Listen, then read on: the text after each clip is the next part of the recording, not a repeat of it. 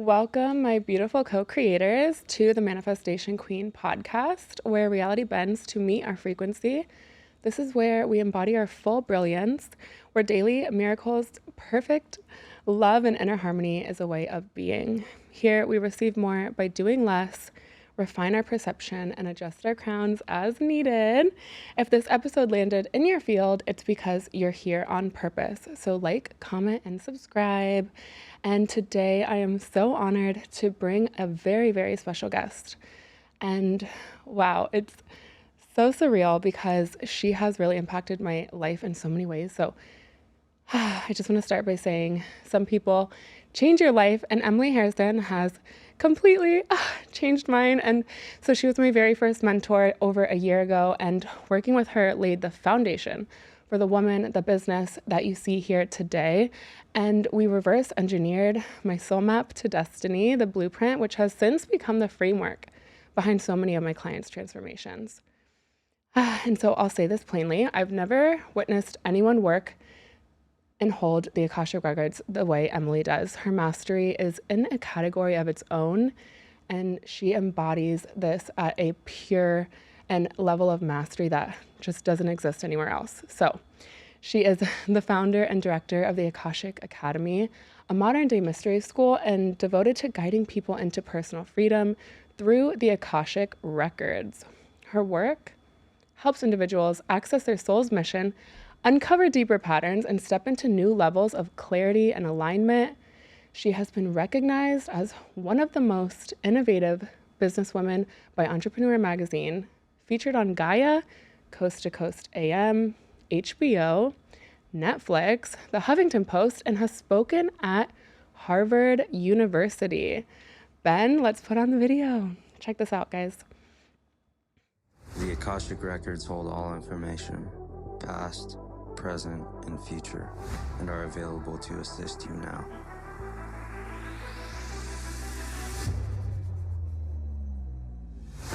Do you seek answers within yourself but don't know if you can trust your intuition? Do you desire positive change in life but feel unsupported by others? Do you suffer from failure to execute but have hit your point of enough? Not only have I been there, but I have found my way out, and so can you. The Akashic Records are your key to understanding any area of stagnation and hold solutions to your greatest challenges. My mission is to teach you everything I know about the Akashic Records, how to use them with mastery, while always staying in beginner's mind, which will keep you humble yet powerful. It's all within you. Come, let me show you. Emily, welcome to the Manifestation Queen podcast. I'm so honored to have you here today. Destiny Shekinah, girl, before I go into guest mode, I have to be like that mom gushing on you. And after all, it is your mom who introduced us. She said, I have a very special daughter. You need to meet her. And I get choked up. For me to sit behind the scenes and to witness you and communicating with your team and your producers and setting all of this up, it brings me into the power and the authenticity of this work. And thank you so much for taking the lineage of the Akashic Records and just making me such a proud mama. I'm so happy to be here. Are we crying already? My goodness. I know. Oh my gosh.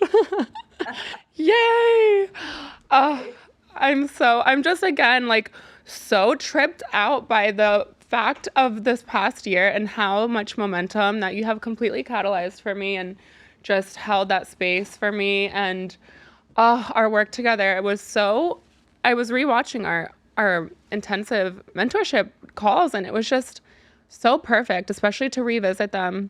And yeah, I was just tapping into your energy and everything that we went through. It was just so beautiful, and it's so fun to reflect backwards and see like how powerful it really was, you know? Yes, so much so. I mean, first thing I want to say is my clairsentience, my body is a lightning rod for intelligence. And right now there is so much energy just pulsing through Mm. like a lightning rod. So just want to open everybody up to receive the transmission of what's available for you here today as we talk about this experience. Notice that this is going to open up inside of your body, and it's possible for you too. And Destiny, you're right. I mean, Mm. everything that has happened over the course of this past year, especially as you've time stamped it, going back and watching some of those videos and sharing with me, like, oh my goodness, I can't even believe what I'm saying in this video versus how I'm showing up now. Your confidence, your courage, your Mm. clarity, your creativity is all in alignment with your highest potential. Oh, And I've already shared with clients and students that I'm working with now to inspire them. Uh, this is what happens and can happen when you lean in and really embrace this work like you did. And I'm just so excited to share more with your audience today. yeah, everyone buckle up. This is going to be such a powerful and potent call. And I mean, again, I've been like a replenishment of your energy that has just been fueling through me, especially just reconnecting to these calls and like the energy. I'm like, oh, I think I need some more of Emily.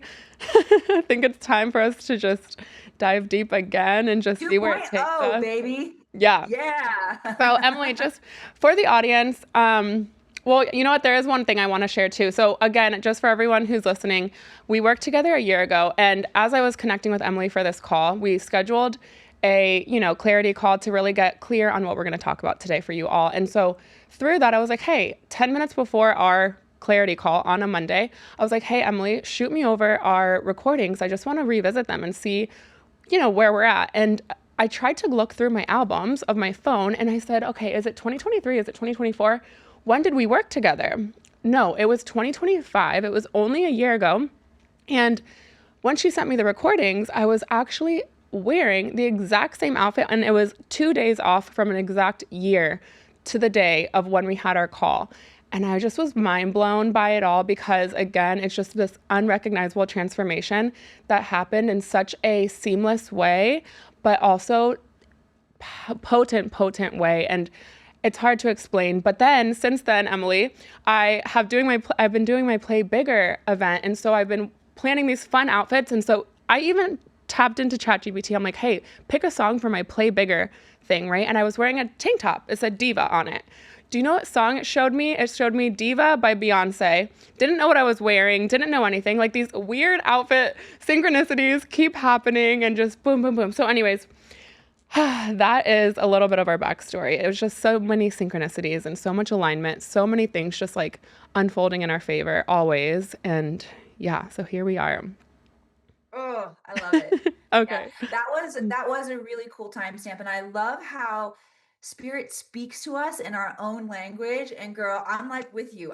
Fashion is a love language to me. So, Yeah, I just couldn't believe it. So, yeah, let's just, bring the audience through a quick summary of your story and how you got here and where you've, been and what got you from the point of, where you were and to where you are now. Just give us a bit of a yeah. backstory. Yeah, because I didn't show I well I guess I did show up on this planet in my full goddess woo oracle energy. Although, we really are invited to create our own identity in this lifetime. And so part of my experience really is stepping out and playing big. So of course, my soul started playing like what looks like at like, the small farm town girl river rat kind of level. I grew up on the Mississippi River, a small town about 3,000 people, and in Missouri, immersed in the Southern Baptist Church. My mama was a Sunday school teacher, so I went to church Sunday morning, Sunday night. I went to Bible camp. I went to, church on Wednesdays. I was witnessing to my friends. And there was a part of me that was very much a rebel spirit too. I'm a Gemini.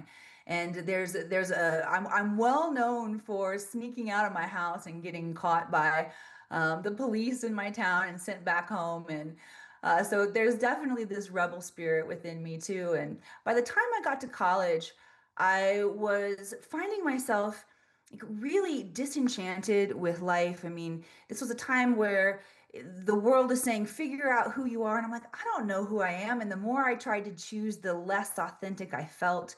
And I remember I was driving home from campus one day and I had what I would call a download where like this epiphany moment. Mm. Your life is yours. Do what you want, Emily. And so I checked in with my 19-year-old self. I'm like, what do I want to do? And I was like, dude, I want to go to Hollywood and become an actress. Like, who does it from small town Missouri? Who doesn't want to go to Hollywood and be an actress? So I said, that's what I'm going to do. And Destiny, I pulled the plug on life in Missouri and I moved to Los Angeles. I found a manager, well, actually a manager and agent found me in the shopping mall. It was like one of those dream kind of scenarios. And she started sending me out on auditions right away. And what I discovered was I sucked. I didn't have any kind of training. So I enrolled in acting class right away, and that helped me become a better actress. Although what I found was I was better in practice, I was better in my head than I could really embody in those moments. I get really nervous in the audition room. So I started doing things like Tai Chi, Qigong, yoga, things that really helped cultivate my subtle energy body. And the more I did these things, the more I meditated, the more I used law of attraction, the more acting jobs I got, which was cool, sort of, because the more acting jobs I got, here's the part of it that was challenging.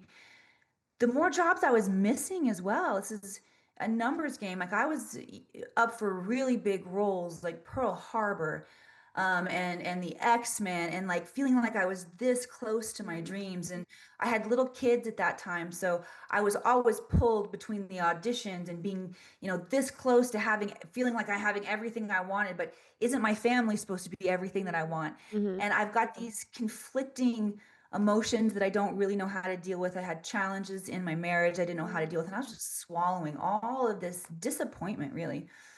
And the only time I ever really felt alive was when I was meditating or I was studying something about metaphysics. I just became so curious about everything metaphysical. So all of my spare time was spent studying the Akashic Records came across my field. I was also interested in Reiki. Anything that I tried, I'm like, ooh, that works. And I would hear in the back of my mind, like, you can do that too.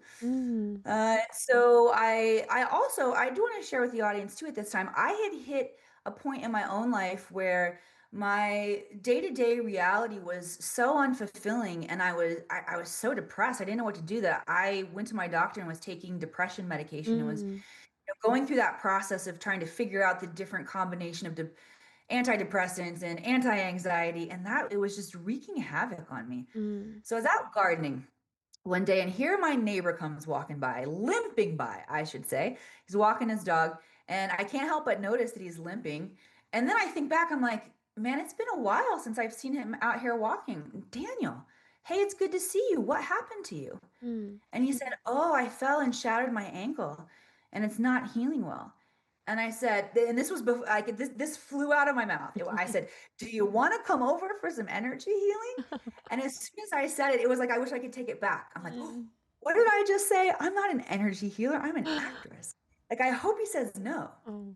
And he says, sure, let me go put my dog away. And I'm like, crap, what am I going to do? Like, I don't know how to heal this guy. And then in the moment, I get this idea, well, act like an energy healer. I'm like, okay, fair enough. I can do that. So I'm totally winging it, girl. I sit him down on my garden furniture and I prop his leg up and I give him these big Sony headphones and I put on a solfeggio scale meditation for him, and he's kicking back in the chair. He's got his eyes closed. And I have this tuning fork. So I just start like waving it around his foot. And I'm thinking, if my husband comes home right now, I'm going to have some explaining. And then all of a sudden, his father, who had passed, my friend who was sitting there, came into my awareness. And I've seen enough episodes of Long Island Medium at this point. I know I'm supposed to talk to him. So I start this telepathic conversation in my mind with him. And I say, what's your name? And he says to me, I see in my mind, it's like the letters Bob, Bob, Bob. It was like a flashing neon sign, but then crossed out, but not Bob, but a J name, short like Bob. And I was like, Bob, not Bob, J. Okay, not sure if I'm doing this right. And then Bob, not Bob, steps forward like really valiantly, like a superhero, right? And he's like, I saved my son. I'm like, well, you did a crappy job, Bob, not Bob, because his ankle is shattered and it's not healing. But okay, guy, you saved him. Whatever you say. And then I see the image of like two hands coming together in my mind. And then next thing I know, the meditation's over. So it feels like just a matter of minutes have gone by, but 30 minutes have gone by. He listened to the whole meditation. He's taking the headphones off. Mm-hmm. And I'm coming back in my body and trying to figure out kind of what's going on here. And so I say to him, "Do you feel better?" And he goes, "Yeah, I think I do." And I'm like, "Great, bye." And I shoot him off home. And I go inside and I'm washing my hands, and Bob, not Bob, is there. And he's like, "Please reach out to my son. Let him know I was here." All right. So I call my friend and I said, "All right, you know I'm an actress. I am not a medium. And I do feel like your dad came through and had some messages in that session. And I don't know if I'm right, but if you're open to hearing them, I'll share with you what I was getting." And he said, "Of course, I want to hear." So he comes over and I make us some coffee and we sit down. And I say, "All right, what was your dad's name?" And he said, "My dad's name was Alan." And I'm like, "Al?" Well, obviously I got that wrong because I'm getting Bob, Bob, Bob, not Bob, but a Uh-huh. J name. And he stopped and he goes, "Emily, my dad's name was Alan J, Jay. Oh, He went by his middle name." Jay.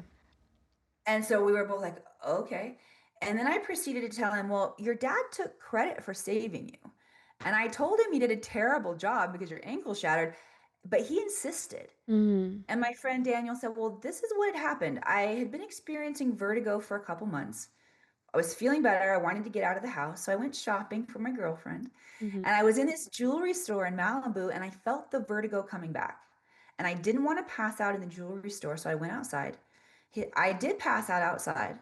However, where the paramedics found me, they said 2 more inches and you would have fallen down 2 flights of concrete stairs." Wow. I know. And then we were both just like in shock a little bit. I even Mm-hmm. feel like the chills moving through my body now. Mm-hmm. And then I share with him that last image of the hands coming together. And he started to cry, Destiny, and he told me, "Emily, my dad and I were estranged for 30 years. However, we reconciled before he died, and I was holding his hand when he died." Mm-hmm. I mean, at that point, I started crying too. And that's the moment everything changed, Destiny. I mean, it became undeniable to me Mm-hmm. that like the work that I had done to train in metaphysics, even though it was self-studied, had turned something on in me because I was listening every single day, right? Mm-hmm. And I knew in that moment that other people could do this too. Mm-hmm. And I knew that there was no story in Hollywood that I could participate in that was as powerful, that was as inspiring as the story of human potential.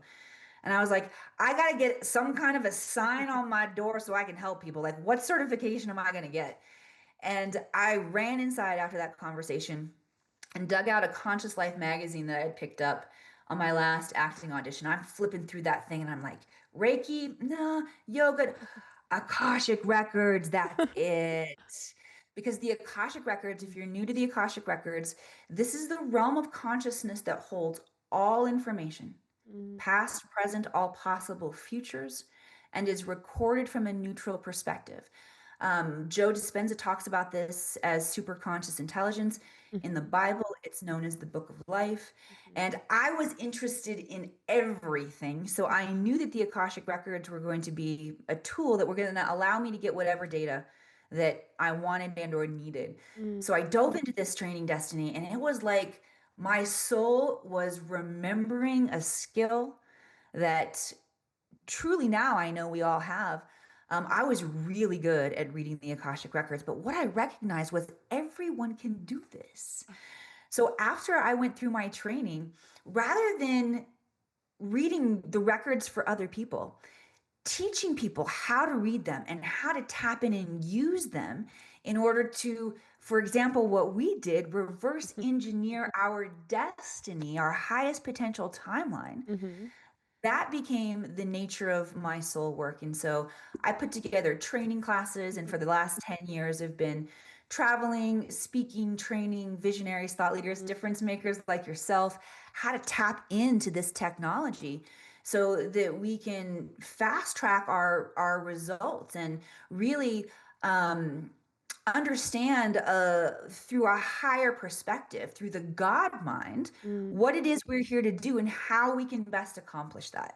And I'm like the proof, the social proof of that. And no wonder why I just catapulted into this. I mean, look at all that you've done in the past 10 years. I must have just like jumped on your train, just like flown with you, you know? Well, I mean, that's what happens. I mean, that's what a good mentor does for us, is really we're and one of my mentors put it this way for me. It's like we're buying their mistakes, right? Uh-huh. So I've gone through it and I've learned the path.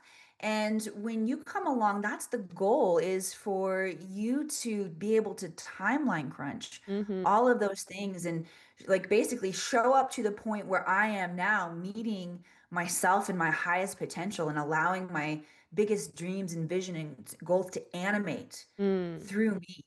That's really what we're here to do, is to bring the energy of heaven on earth, right? And animate it through our being. So powerful. I mean, so good. And truly, you are just this category of one that you do it all. Like, you have so much wisdom, so much experience, so much beauty, and just this level of mastery that really doesn't leave anything untouched. You know, it's like the mindset, the physical, the emotional, the spiritual, they're all covered. And so Emily does it just at another level. So if anyone is looking for mentorship, Emily is your girl. She is truly amazing. So, and everyone watching can, you know, see my expansion. That just, I mean, it's very noticeable. I was going to bring a video too, so we could like tap in. It was a year before working with Emily versus a year after. Maybe I'll add the link below. But like, I was like, oh gosh, we have to show this. This is crazy.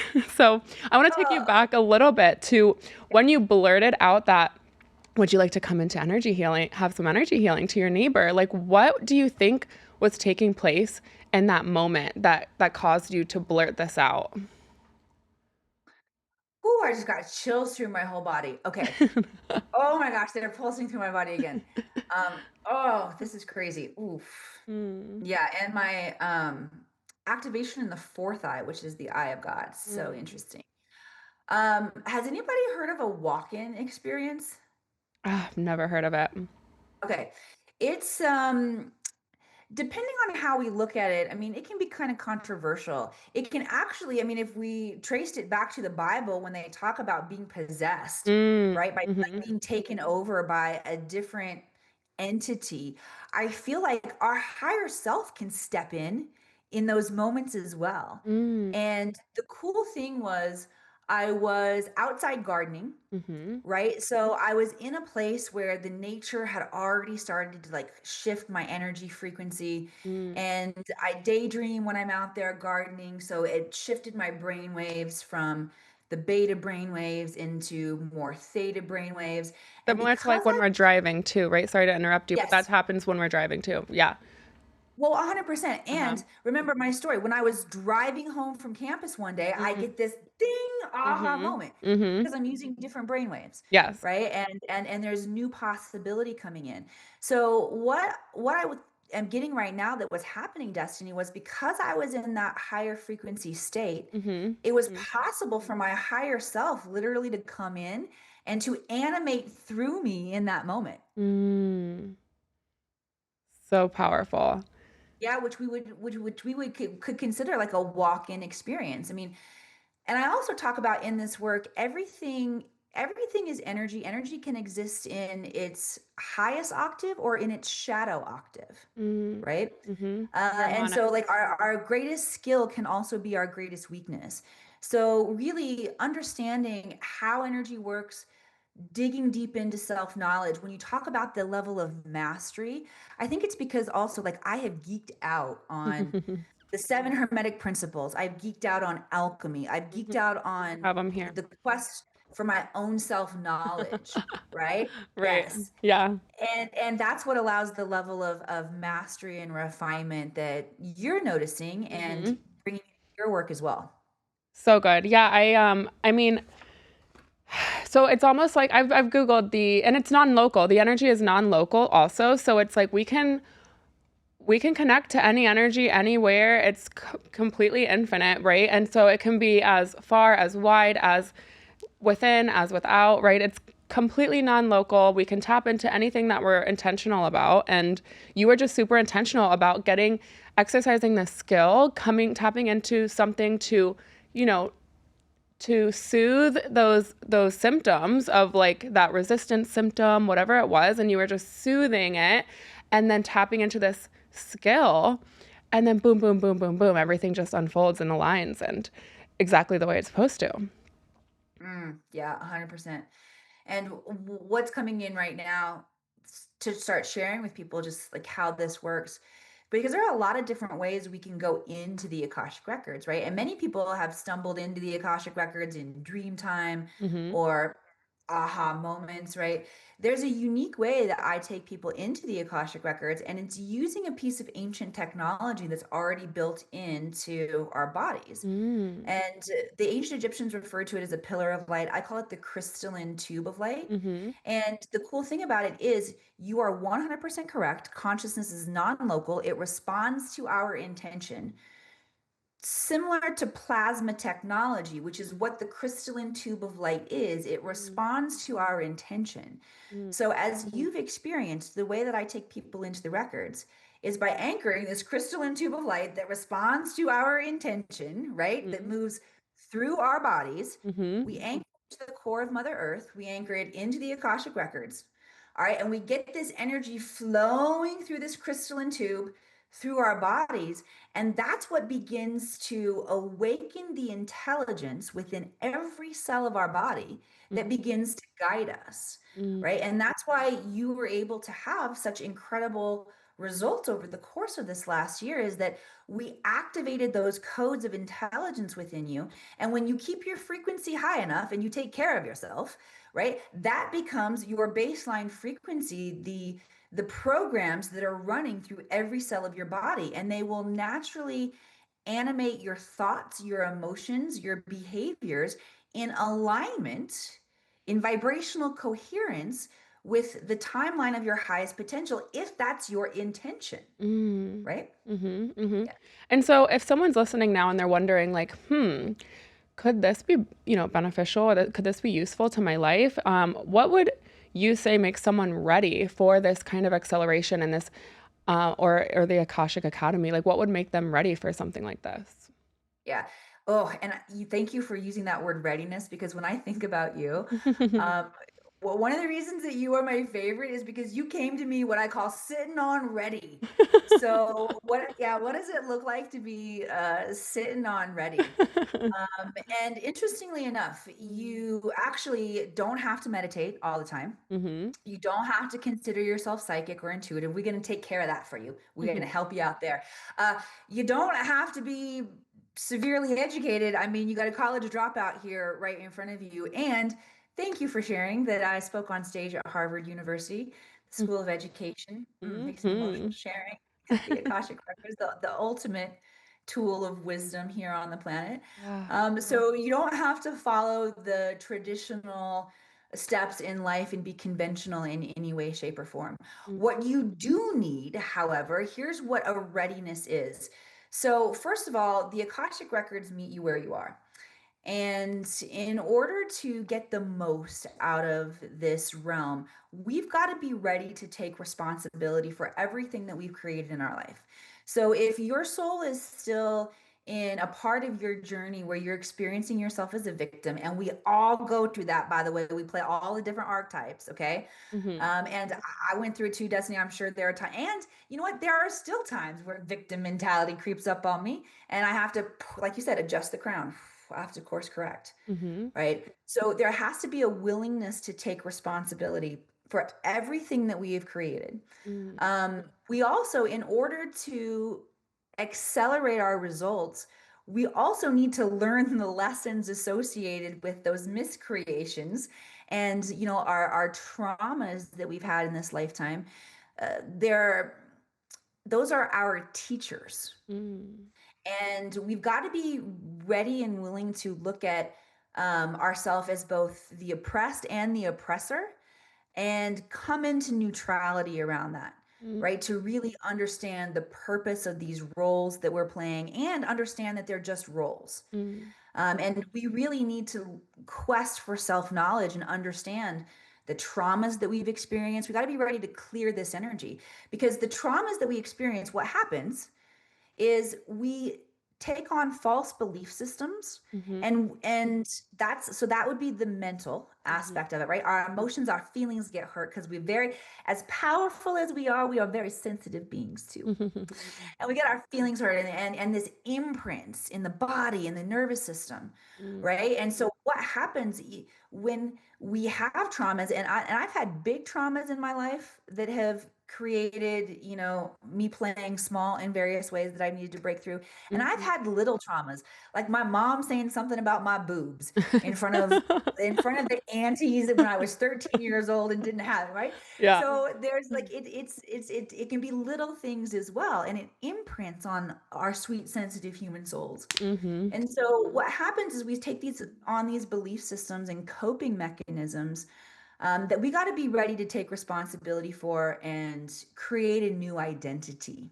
Right? So it's like that level of, one, responsibility taking, and two, willingness to quest through our own areas where we're still, like I said, we could call it holding negative energy. We could also call it leaking energy, right? Because we can't be in our full power until we've really gone through that soul cleansing, soul purification process. And we move back into divine alignment. When you let go of all of that shit and trauma, the vibrational frequency that you will naturally hold, you will be lighter, you will be more joyful, you will be more inspired, you will be more in love with life.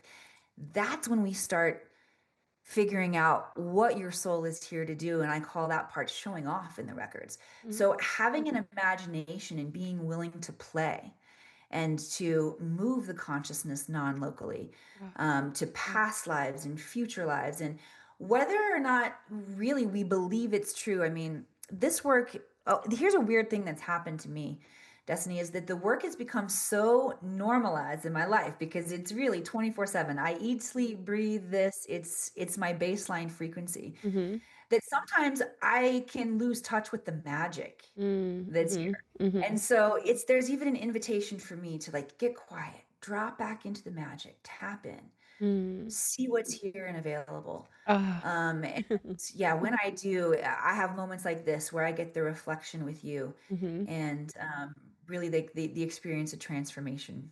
And what I'm hearing as you're talking is, when you say quest and when you say these traumas or the parts that we work through, what I'm really noticing, and it's just the way that my work is, but I just feel like it's always an opportunity. And I think quest has something in common with this word, with intimacy. It's like intimate work.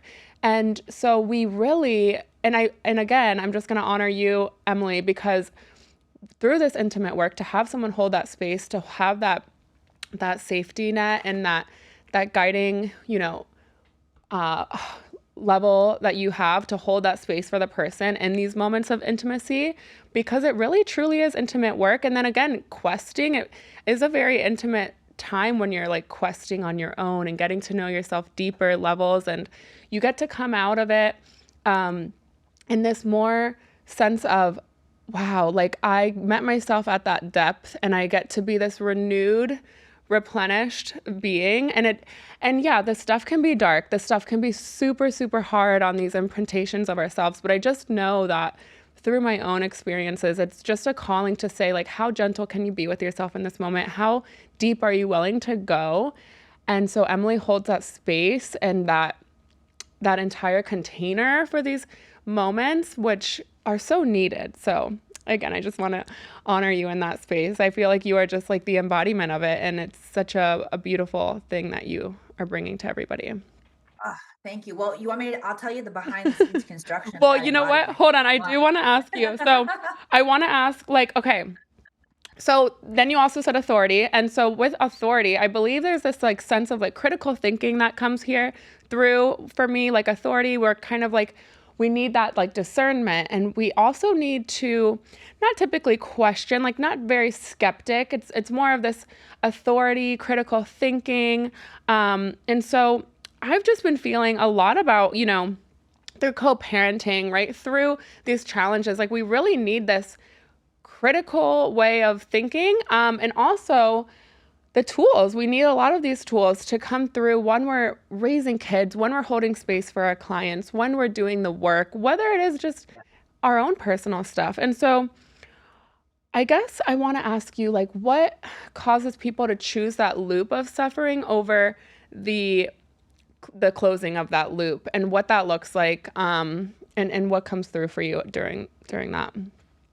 So what the Akashic Records have shared with me about that mental loop of suffering is that that is the original wound of the human psyche, where we have free will and choice, although we're currently wired to experience the negative Mm, of everything and to just automatically default to the negative. So that's part of what we are learning, and it's okay, it's cool, because here's the bigger evolutionary path for this planet, for humans, right? mm-hmm, We learn through conflict, we learn through contrast.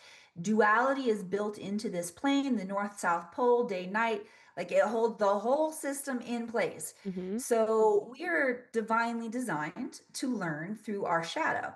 Now, we're not supposed to always keep learning through our shadow and this challenge. We are evolving into a place where we can correct that aspect of the brokenness of the human psyche mm-hmm, and begin seeing everything through the positive.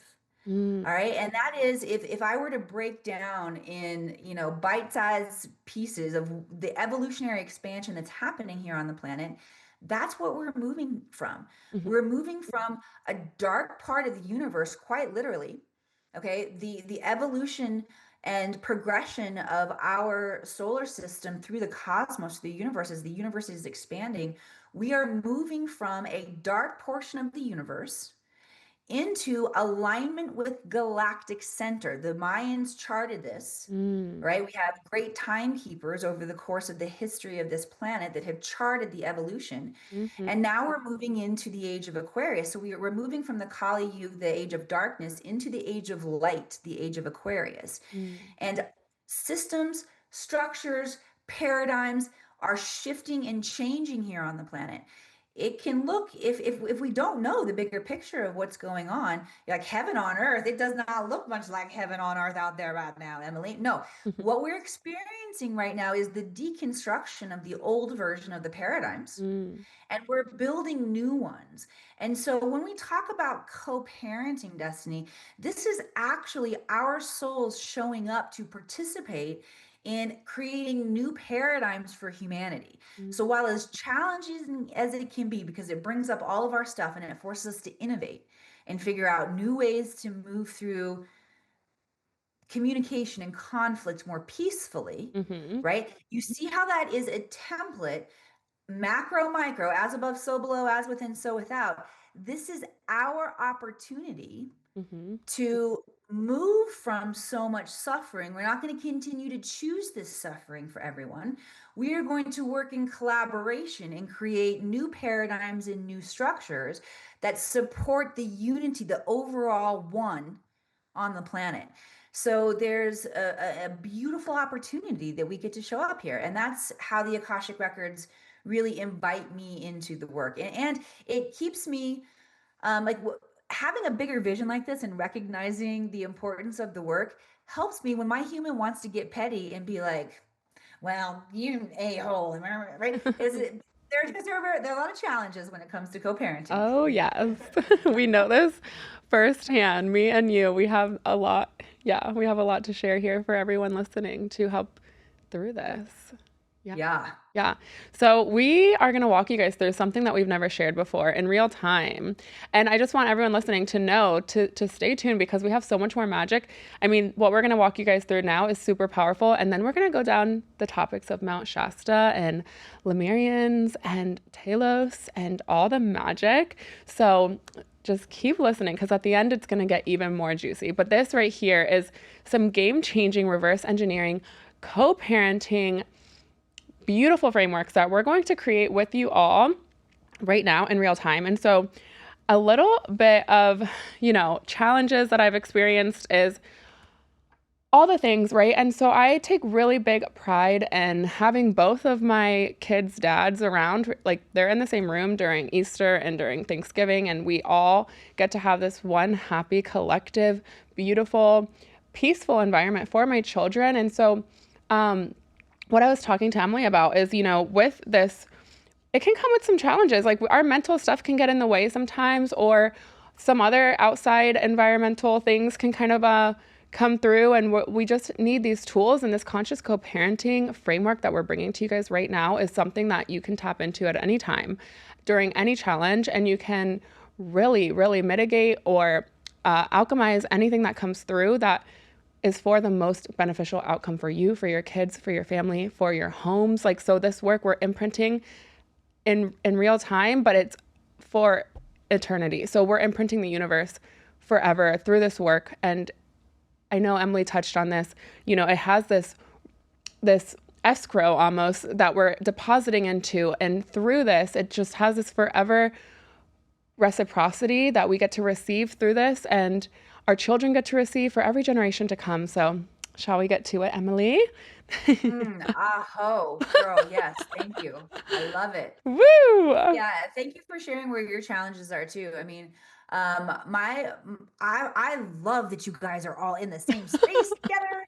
And like for me, like that feels like my fantasy of what the new incarnation for our families get to look like. Mm-hmm. And we are totally not there yet. So I have a vision of us being able to co-parent, my kid's dad and me being able to co-parent, and us both having relationships that support us and that we can all be friends, right? Mm-hmm. And we're parts of that are coming true, parts of it are really challenging. So my ex and I do not have good communication yet. Mm-hmm. So I'm still like gently showing up and being the version of myself that I want to be, even though he's not responding yet. And oh my goodness, he did find someone new in his life. And this is the first time that I'm experiencing that and feeling that. Mm-hmm. And she is beautiful, Mm-hmm. and she is successful, and she is very wealthy, and she showers my children with physical abundance that I can't even show up and provide for them. And that really challenges and triggers parts of me. And so what my records are inviting me to do is like, you got to practice. You got to practice being that version of yourself Mm-hmm. of where Mm-hmm. you want to show up. And I'll be honest, it's, well, once I saw that from the records and they told me I had to practice, it kind of made me just easier on myself and know that I was going to have to set my own frequency as I was going through this. And it's helped a lot.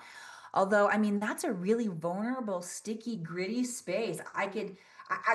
If my human did get triggered, I probably couldn't blame myself too much there, Destiny, because that's a sticky one. Same with you, sticky. And also I'm just reflecting too, both of my kids' dads, like they do have different kind of levels of, or however you want to perceive it, of income. And so this could have, kind of been a reflection too of how one of them have felt through, witnessing the evolution through my relationship with my daughter and, my son's father. So this is something that happens and a lot of people can relate to, that I relate to. And so, yeah, this is just helpful for everyone listening. And Emily, I'm so honored to have this space and to have you open up about this topic on my show today. It's just so special. And I just am so grateful because I know this is stuff you don't typically talk about. So I feel so honored to have you here sharing this. And so let's do it. Should we? So I came up with the most beneficial outcome protocol, or we can call it the co-parenting with infinite intelligence. What do you think is better here that we should? Okay, wait, tell me again. Wait, let me see how my body responds. Okay. Let me use my clairsentience and see what my body says. Yeah. Okay, go. All right. The most beneficial outcome protocol. Okay. Or co-parenting with infinite intelligence. Okay, I like co-parenting with infinite intelligence, and then it's like, it needs a little tag on it. And that's the first one. Creating the most beneficial outcome would be, I think, the tagline, right? Yes. Yep. And that would be the tagline. Perfect. Yep. And I also would share with people what I'm getting right now is like what we're going to dissect. This is a recipe, right? So we're going to use it for co-parenting today and like changing the collective imprint around new paradigms that are better for all of humanity, and use this recipe, most beneficial outcome, for other things in your life. Adapt it. right? So use it for most beneficial outcome if you're having a health challenge or money challenges, or, you could keep this in your back pocket is what I'm saying. Yes. All right, so should we open the records and see what comes through for this framework? I mean, we're building it in real time here. So, All right, let's do it. okay, let's do it. All right, so we're going to tap into the records. Everybody sit up nice and straight and feel all four corners of your feet on the floor. Tuck your tailbone and chin under. This is going to elongate the spine, that crystalline tube of light, and lay your palms up, open, and receptive on your lap.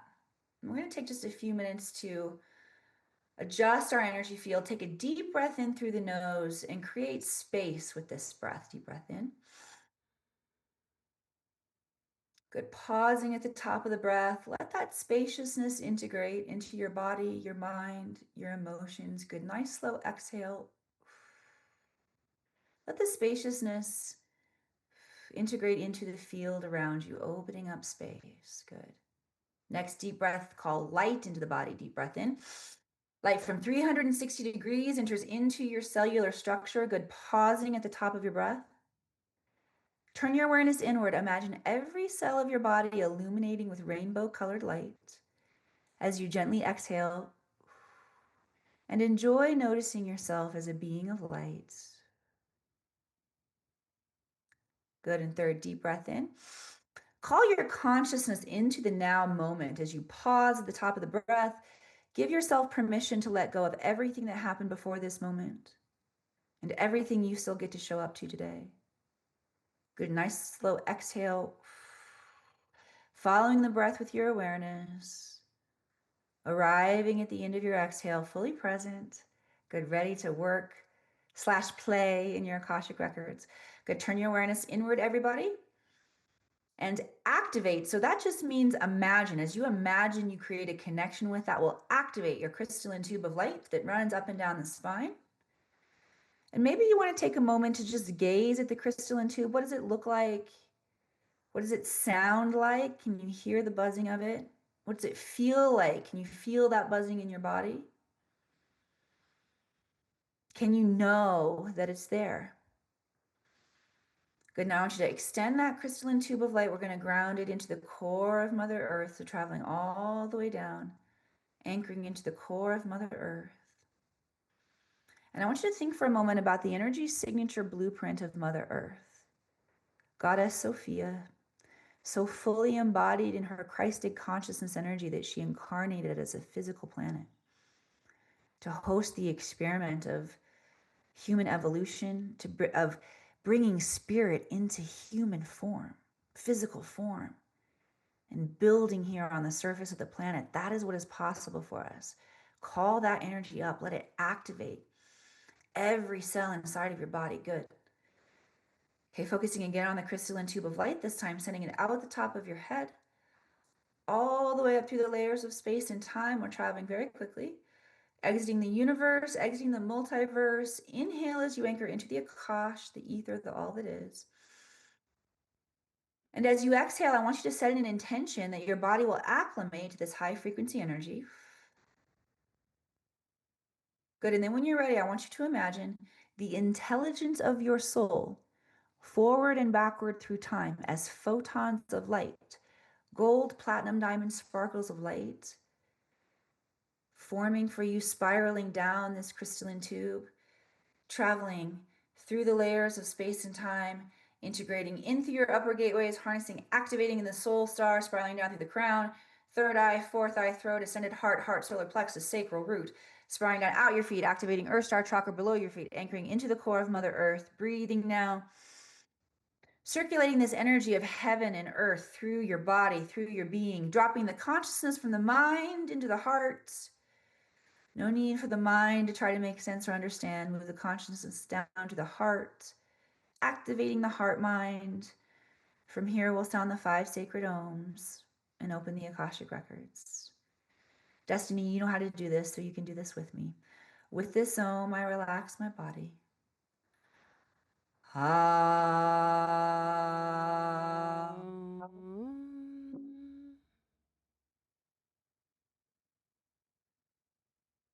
For everyone out there doing this along with us, just repeat after me. And then join in on the ohms. With this ohm, I relax my mind. Ah.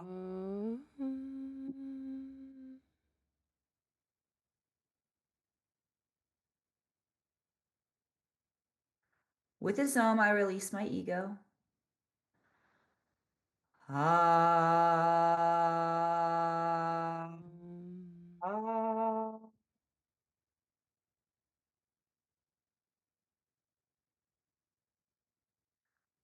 With this ohm, I call in the light. Ah.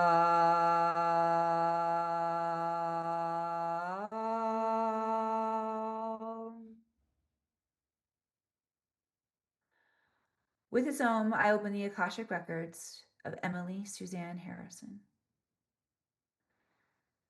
And Destiny, you make sure you open yours, and then we'll get this co-collaboration of our intelligences flowing together here today. Ah.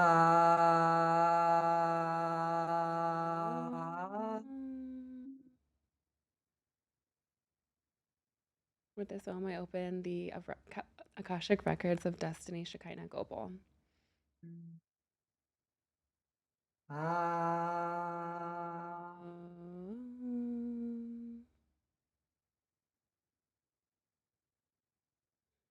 The records are now open. Okay. Slow blinks, everybody, as you come on back into your body. And the cool thing about this work is, yeah, it's a mystical journey of shifting the energy field, shifting our brain waves, calling the frequencies into our body. The Om frequency, by the way, everyone, prepares your body to receive intelligence and transmission, which is really cool. So we've altered the brain waves, we've altered the frequency of the field. Do you notice a difference, Destiny, now that we've opened the records? I do. And I also want to say that it like reverse ages you, because Emily is always just glowing even more and more every time I see her. So that frequency is doing something with the physical body too. Thank you so much. I'll tell everybody, guys, I'm 48. My kids, I talk about my kids, they're 16, 19, and 22. Yeah, and you look 21, baby. You look so amazing. It's like you get just younger and younger every time I see you. I'm like, whoa. Thank you. Well, yeah, we do. The DNA gets activated. It's part of our divine blueprint, I think, as we do this work. So good. All right, so let's do a quick, like, 4-part. Should we do 3 or 4 parts of the conscious co-parenting with the infinite intelligence, so that we receive the most beneficial outcome for everyone to tap into? Let's see what comes through. And I like to make these frameworks pretty simple so that they can remember them, they can access them quickly, and bang, bang, bang. And it's like, boom, kind of second nature. They can just tap in really quick, because we do need these things to come into our field, you know, and the quicker we can access them, the better, so that we can have the most beneficial outcome. So let's hear it. Let's see what's coming through. And, you know, I'll go off of you, and we'll curate this together. So, well, what we're doing right now is we're basically programming the records for what we want. So it's kind of like Chat GPT. So Destiny want to keep it simple for the audience. I agree. I want it simple for myself too. So we want about a 4-step process, right? That's going to help us. And again, as you name this, we're calling forward the frequency of, I say it again, because I just want to call forward the frequency of exactly like what it is too. Yeah, but the name's co-parenting with infinite intelligence, where we receive the most beneficial outcome. Yes. Okay. Bam. So we're gonna, I want to make sure that it's 4. I'm scribbling stuff down. Yeah. That's a really important step. The framework. Okay. I like that intention where we just kind of tap in, have them still a little bit, and just have them declare, you know, the most beneficial outcome is here right now in this space for me, for everyone involved. Well, let's start right there. Yeah. I'm going to follow your lead now. Okay. We'll like pass it back and forth. Mhm. Let's anchor that vision right Mhm. now on what the most beneficial outcome is. And I want everyone to call that frequency up, hold it in your body. Mhm. The third eye Mhm. is where that energy is going to move out and connect into the dodecahedron. This is a piece of sacred geometry that surrounds our planet and helps us. It doesn't help us. I mean, it's what's responsible for projecting the vision of reality Mhm. that we're all experiencing. Most of us just don't recognize that we can consciously program this and, show up and participate more mindfully in how our lives play out. Our technology, like the third eye, is connected into this, Mm. right? And if you guys want to feel your third eye more, my favorite trick, you just lick your finger, touch your third eye. Mm. All of your awareness will instantly go there because you'll feel the coolness. Mm. Okay. So as we bring our energy and focus to the third eye, it activates the innate intelligence within the third eye. Mhm. I want you to call up in your mind, almost like we're doing an acting exercise, your sense memory, meaning you feel it in your body, your mind, your emotions, you smell it, you taste it. See the vision of the most beneficial outcome for your family and co-parenting. Yeah, And however just that looks in this moment for you, it'll look different for everyone, right? So, yep. however it looks for you, just let it come through. And I can notice, Destiny, can you notice there's a part of me that has an awareness and is vibrating even higher because I feel like as I do this for my family, I can feel it for all of the moms, the dads, the children Mm. that are suffering because as we learn to communicate with softness and gentleness and compassion. Mhm. Yeah, the most beneficial outcome is right here, right now for of all of us. Yeah. Let peace radiate through every cell of your body. Let love radiate through every cell of your body. Let wisdom radiate through every cell of your body. And then just move from that space. Whatever comes through, take that as your baseline of that centering point and access whatever the most beneficial outcome is from that centering point. You can even envision the infinity sign. I think that's such a universal symbol. Everyone can really go and grab that quickly. Just Love it. envision the infinity sign so that you feel that centering point. It taps directly to that centering point to balance and center you to receive the most beneficial outcome. Yes. I think that's it. It feels complete for me. Yeah. Oh my gosh. I was just going to say, Destiny, tell me when that feels complete for you. Okay, yeah. Yeah, we're telepathically communicating Yes. here. It felt complete. How Yeah. does it feel? Good stuff. Good. Yeah. It feels complete for me. Mhm. That feels Mhm. complete. I'll also say, well, let me ask you what's anything that you want to say before I start riffing? Because like I could riff on this stuff all day. I mean, I think that's perfect. I love the infinity sign. And if I feel off balance in Yep. any moment, I mean, even when it comes to weight training in the gym, when it comes to, getting a little hot, like too overstimulated or anything, that infinity sign brings me right back to that centering point. So that is like one of my core techniques and key, points in my life. So anything that comes for you. Awesome. Yes. What I get is okay, that's actually step 2, y'all. There's a prequel step, there's a pregame step. I love using that terminology because it's so alive in your field right now. I'm like, ooh, that's good. Yeah, baby. We had a pregame. Uh, yeah. So here's the pregame, y'all, is what the records are sharing with me is that we've nervous system work and really calming ourselves because when you're in the moments with your ex, your old trauma is going to get triggered. And so Mhm. you want to do some pre-game work for yourself, whether it's Mm. meditation. You know what I love? I love trauma release yoga. Mhm. I like the hip releasers Mm. because that's the trauma gets stored. Mhm. So don't expect yourself to be able to show up and hold the frequency of most beneficial outcome in quote real life in the game until you do your releasing and practice in the pregame. Okay. It reminds me, Destiny, of in Hollywood, I would get my lines, I would practice my lines. I would be really good with the casting director, right? Or the producers. I would get the job. And then I go to set.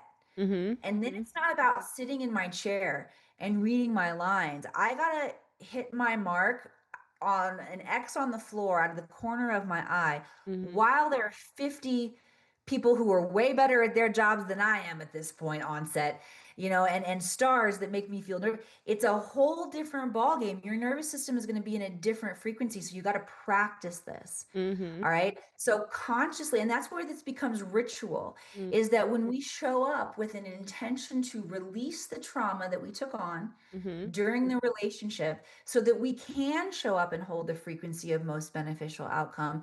That's a really important step. Okay, so step 1 is your pregame, what you're going to do to release the trauma. Step 2 is what we just did, which is creating that template of the most beneficial outcome, running the infinity symbol. Step 3 is repeat. You got to repeat this. Repetition is the mother of The rehearsal. skill. That's the rehearsal. Yes, yes, yes. You don't have to do it a whole lot. Although, guys, 15 seconds a day, drop in. Just imagine the crystalline tube of light. You don't even have to do all the ohms that we did. Pull up the vision of most beneficial outcome. Shoot it through your third eye into sacred geometry that surrounds the whole planet. It's a dodecahedron. Okay, so 3 steps. Yay, and we did one of them here today. Yes. And then it's showtime. So if we're not applying this stuff in our real lives and really we can study the philosophy, we can rehearse all we want, but like you said, when you step into that casting room, when you step into that on set, right, it's showtime and you have to apply these skills. You don't have to, right? You don't have to do any of this. You can just have the chaotic life if you want it, right? But if you want that most beneficial outcome, if you want that inner harmony, that daily miracle, if you want that next expansion of what, God has prepared for your life and your unique design that's here for you right now, the most beneficial outcome, you've got to apply this to the real world, to the showbiz, whatever you want. That's a fun thing. We're rehearsing, we're tapping into that meditative state, opening the records, we're envisioning the most beneficial outcome, and then boom, it's showtime. So how many opportunities can we apply this to? And every challenge that presents itself, boom, it's just another opportunity to practice this. How good can you get? How talented are you? Right? Yes. Yeah. Yes. What if you are who you think you are? What if? Right? And what if it gets better and better? So bam, baby.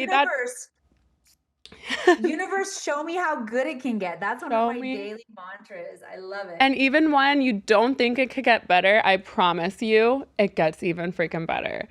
And I'm just blown away every moment that it does. I'm like, wow, how can this get any better? And then I'm like, boom. Oh, wow. That's how. Okay. Yeah. And Destiny, that's one of the secrets to being so good at the Akashic Records. It's the questions that we ask. Right? And you ask the questions that you really want to know the answer to. Most people do not want to know the answer, although it's valuable because then we get to course correct of why can't I find the relationship? Why don't I have any opportunities? Why am I so broke? No, you're asking the question, how can this get any better? And that is actually how our technology is designed to interface with the dodecahedron, with the etheric field, with the God consciousness all around us, is to answer the questions that we're asking. So when we ask questions like, how can this get any better? Get ready for the answer because you are programming the field. Because it's here right now and it's there, ready, available, complete, absolute, whole, all of it. So, oh my gosh, so good. So we have to tap into the Mount Shasta stuff. I mean, Emily, tell us about your Mount Shasta retreat. I want to hear all about the magic there. I have been blown away after researching Telos that we talked about on Monday. Right. And just watching the coolest documentaries, watching your stuff, I'm like, whoa, what did I just enter? I feel like I'm like tapping in. I looked out my window, I saw some stars. I'm like, wow, what are those? I'm like, I feel like I'm in this magical realm just from observing all of this fun stuff. And Telos, I know, I so through my research, I know there is Yeah. 4 or 5 myths, or would you call them myths of Mount Shasta? And I have them here. So it's 5 Mount Shasta myths. So it's the Philos, the Tibetans, the Saint Germain, the Lemuria. No, so it goes Philos, Saint Germain, Lemuria, and then Telos is the newest one, I guess. If I got that right, have you heard of these 5 myths? The first one I haven't heard so much of. I Philos, guess you like said that the one? Tibetans, right? I guess maybe the like super old school one was like the Tibetan Philos. I don't know. I guess it was Okay. kind of like the Tibetans kind of guarding the mountain for the knowledge, and it was like super in the 1800s, I guess. Wow. Okay. So what I'm getting, I actually read a book of the Tibetans in the 1800s. It's called Journey of the Masters of the Far East. Mm-hmm. And what I'm Mm-hmm. getting right now is that, yeah, there was a connection into the mountain. And for a while, that was the only way into was teleport and connections through inner earth to Mount Shasta from the Tibetans. And I heard that there's a very similar frequency and quality to the mountain as the Himalayas, is what I was Oh. reading about. So I don't know if you've ever felt that, but yeah, and so I know you connect, would you say you connect to the Telos Well, most? all those other ones I can speak to for you and Yeah. share a little bit more about. You said Saint Germain, Mm-hmm. talked Mm-hmm. about the Lemurians, the Telosians. So they're Anything kind else of in separate. It was the Saint Germain, the Lemurians, the Talos, the Philos, and then the 5th one was the Shasta vortex. So I guess that was just like there? Okay. everything else, kind of like Yep. UFOs and all the other things kind of collectively into that vortex. Well, yeah, let me start there with Hmm. we'll start with just Shasta as a vortex. Yeah. And I lived in California for 20 years, girl, and was never called to Mount Shasta until I was. Mm. And when she calls, you know it. Mm-hmm. Oh, I just got chills through my whole body. So I went on my first mystical journey to Mount Shasta, exploring like how could I create an event here? Like what would my play really big look like? Mm-hmm. Mm-hmm. And as you guys have gotten to know a little more about me hanging out here, I'm an actress, the storytelling, like the going on an amazing, fantastical adventure is definitely right up my alley. Mm. And then also really like understanding how to dissect the intelligence and the energy of Earth's vortexes Mm-hmm. to Mm-hmm. use them at their highest ability to accelerate results and reverse engineer.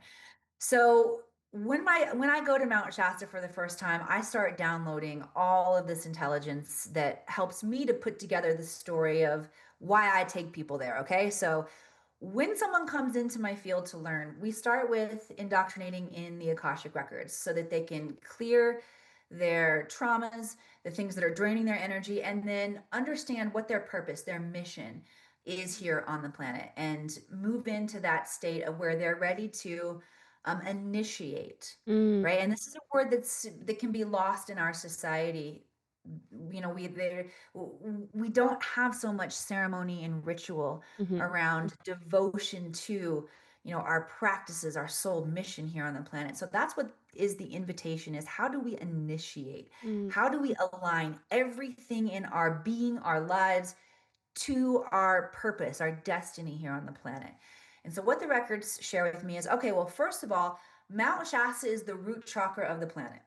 So what do we know about our root chakra? Well, that's the base, it's the foundation, it's our fundamentals, right? Mm. So any intention that we are taking into the mountain or onto the mountain, whether you recognize it or not, the mountain's going to work its magic to adjust your life to align to from your root Mm. to experience what you're intending right now. So when people go with a lot of darkness and a lot of shadow, it's Mm-hmm. very important that they are working, that they have help and guidance and are intending to move into the light. Because if you're just intending to go, you know just to like to move it really quickly, and like you might actually expand the darkness if you're not really prepared to work through your energy and learn from it. Mm. So it can be really challenging for people. Mhm. But when we go into Mount Shasta, the root chakra, with the intention to align to the timeline of our highest potentiality, boy, does it happen. Um, Another energy signature of Mount Shasta is because it's a super volcano. Mhm. There is a massive amount of piezoelectric energy in all of the granite there. I mean, granite is crystal in and of itself. Piezoelectric energy comes from crystals. Mhm. And we also have the lava tubes there with the entrances into the earth, right? So the collection of all of this energy raises the vibrational frequency. Piezoelectric energy raises our consciousness. So, what happens when we're in a vortex like Mount Shasta, when our consciousness is raised, we can see beyond and experience beyond the third dimensional realm. Mm. All right, that's where we open up and we get to experience Saint Germain. Mm. Saint Germain and the Ascended Masters, all of the Ascended Masters are known for bilocating and meeting on the mountain for their own practice and expansion. Saint Germain is known as a steward of Mount Shasta. Now, Saint Germain energy is also the Melchizedek lineage. This is the alchemy Mhm. energy. This is the transmutation, the violet flame energy, like Moses in the burning bush. Mm. Bush. Yeshua, Jesus was also a part of this lineage of alchemy. Mm. Okay, what alchemy means is that we are transmuting something from a state of density or a state of corruption Mhm. into a state of stability or its highest state. So you think lead into gold, right? Mhm. We're doing the same thing with our shadow, with our darkness The here on the planet. distortion, right. The distortion, yes. Mhm. Mhm. So that's one of the reasons Saint Germain, when we get in touch with that level of activation, we begin to see with so much more acuteness our own distortion and BS too, Mhm. right? Mhm. Yeah. So yeah, right. Let me speak to the Telosians and the Lemurians really Mhm. quickly here. So let's just pause the Mount Shasta story for one Okay. second. Yeah. I'm gonna take you back to the origins of civilization here on this planet. Okay. So my understanding is that the very first civilization of beings here on the planet were the Lemurians, and the Lemurians were a combination of DNA from a lot of different star systems that we have, from the Pleiades to the Mm. Andromedans to the Sirians, to the Lyrans. Mhm. What I missed, the Arcturians in there, right? All of the masterpiece of DNA Mm. in the universe to come here to planet Mm. Earth, Mother Gaia, Terra, to experience the beauty of being in physical form, because we don't have our physical bodies in all of the other dimensions that we can Mhm. exist in. Mhm. So all of these beings come here to this planet, and I want you to everybody think about like diving in the pool, being in the bottom of the pool, trying to walk across the pool. We're not in gravitational coherence to be able to really function like that, right? Mhm. So they had a density discrepancy Mm. that needed to be resolved. So the Lemurians went through ritual initiation of, the high priest would stand at the altar, and each person would come up on the altar, stand on a big granite crystal, and the high priest or high priestess would offer them a giant flower. Mhm. Everything was very big at that time, and they would take the flower and they would hold it. They would gaze at the beauty, and Mm. they would smell it, and they would feel the softness on their skin. They would engage in appreciation with the sensuality Mm. that was available for them here. And what happened was they would move into vibrational coherence with the physical world. Okay.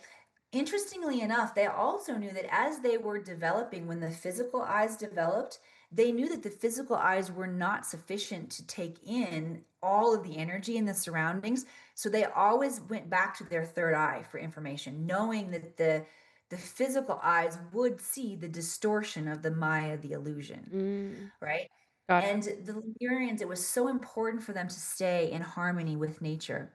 Mhm. Um, and they lived here on this planet for eons until the Atlanteans came. And the Atlanteans represent represented the masculine energy. Mm. So the Lemurians were more the feminine, staying in touch with nature, with the divine cycles, where the Atlanteans wanted to forward technology. Mm. They were able to live for a long time in peace and harmony until they didn't anymore, until there was a disagreement about how the future of humanity would progress. Perhaps you can see similar dynamics Mhm. in what we're experiencing in our planet right now. We are recycling Mhm. Mhm. this, balancing of the masculine feminine energies from the time of ancient Lemuria Right. and Atlantis. We ended up blowing ourselves off the planet. We wiped both civilizations from the planet, Destiny. And Mm. this was one of the falls from grace that humanity has experienced, where we have to start over Mhm. and rebuild. Now, the Lemurian grandmothers knew about 2,000 years before this cataclysm that it was going to happen. Wow. And so they wanted to preserve the intelligence of this society, of this 5D civilization, because they lived in peace, harmony, coherence, abundance. Yeah. They were able to instantly manifest. So, what the Lemurian grandmothers did is they began programming crystals, Mm. Lemurian seed crystals, with these codes of the Lemurian civilization. Mm. These codes are also embedded in our DNA. Mhm. Okay.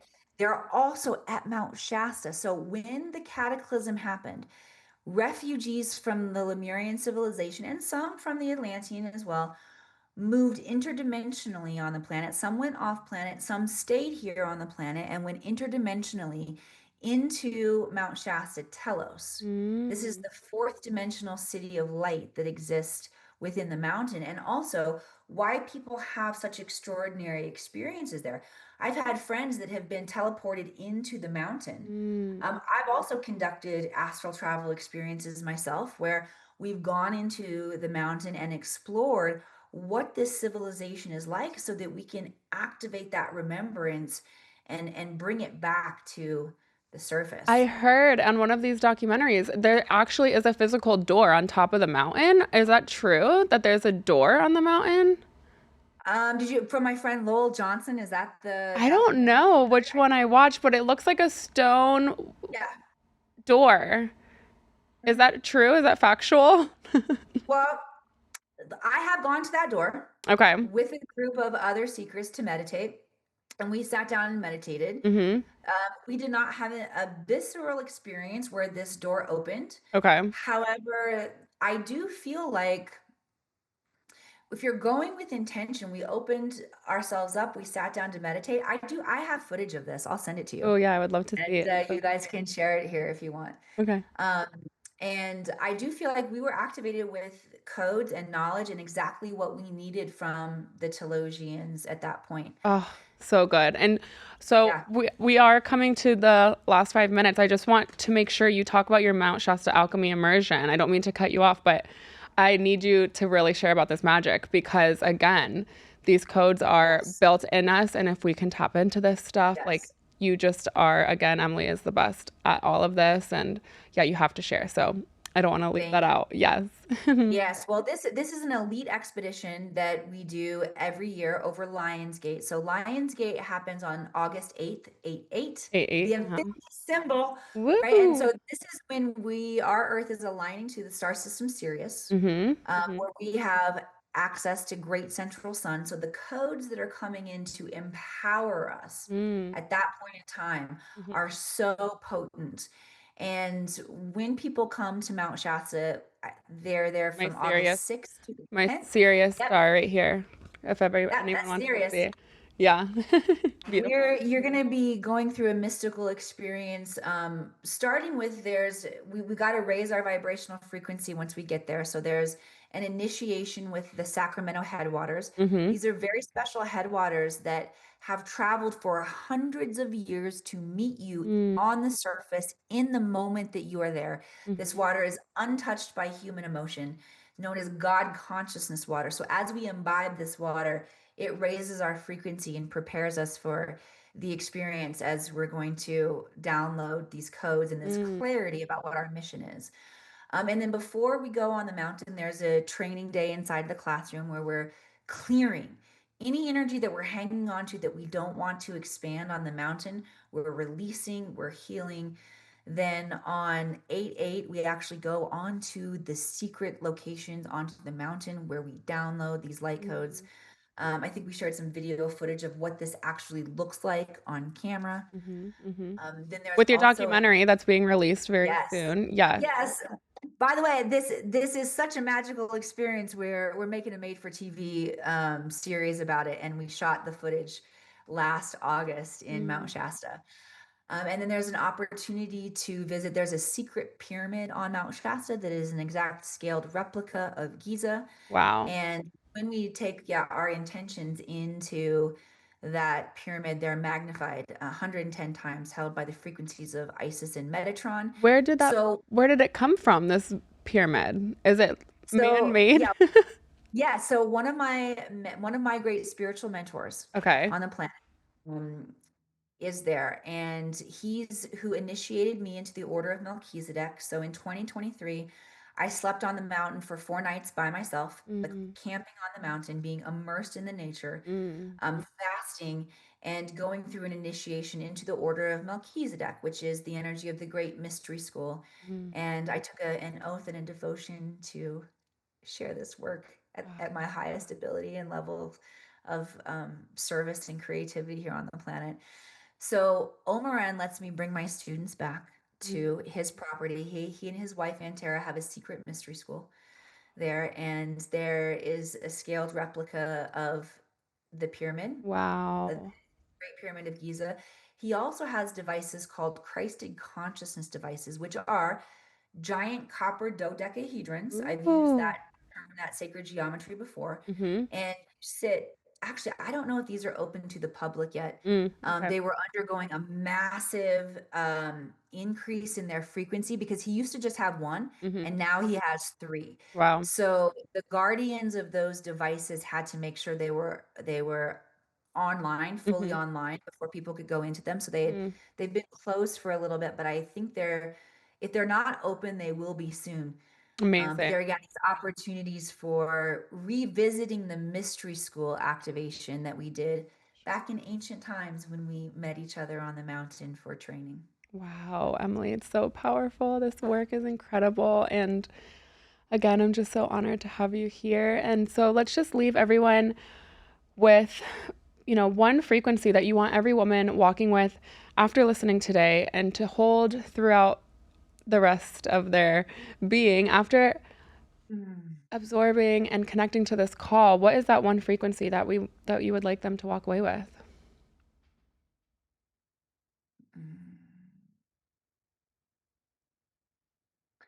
What's coming through right now is the guides are bringing me back to the infinity symbol. Oh, so Like it's all possible. It's all here right now. good. Right? What do you want? And also understanding that we can do, be, have, experience anything that we want. And there's going to be a phase of a time where we're growing into ourselves. Okay, so be very gentle over the course of that time where you're growing into yourself. Destiny talked about what's happened to her over the course of this last year. When people come with me to Mount Shasta and they initiate in this way, there is still work to do. What happens in their life over the course of the next year as our planet moves through each one of the different astrological gateways and we experience that influence on our life. You're going to have cleansing, you're going to have shifting, you're going to have healing. It's going to continue to happen. And you are, I just feel like, Destiny, everybody who watches this podcast, there's an invitation for you to move now into that place of infinity. Sitting on ready. Yeah, if you're Sitting ready. on ready, baby. Sitting on ready, and then be ready to do the work as it invites you. Your higher self will guide you, but you will be invited to do the work over the course of the next year. So, like, right where we started, baby, buckle up. Buckle up. Oh my goodness. And where can everyone find you, Emily? We will have everything tagged below, but just so everyone can hear, where can they find you?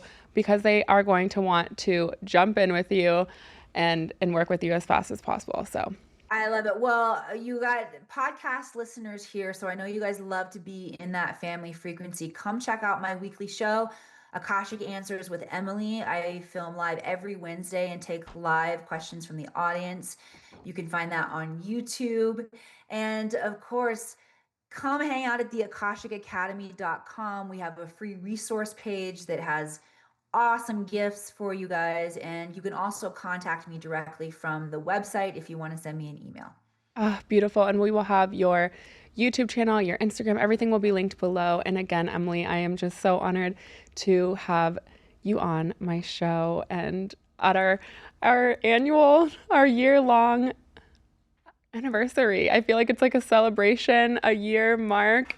And I'm just so honored to know you and to work with you and to have you as such a beautiful, beautiful person in my life who has completely transformed at every level. So again, thank you from my spirit, my soul.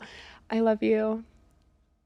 And I received that, and what an honor to be that mirror back to you and for other people. You are a gift to the planet, and whew, yeah, happy 1 year happy anniversary, babe. 1 year You did it. anniversary. Mwah. Until next time, I love you. Mwah, mwah, I mwah. love you too. Okay, bye.